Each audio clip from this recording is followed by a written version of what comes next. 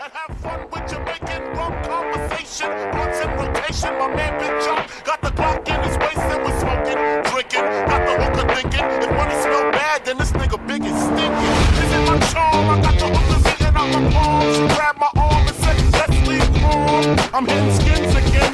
Rolled up another blunt, bought a Heineken. Niggas start to loke out, a kid got choked out, blows was thrown, and a fucking fight broke out.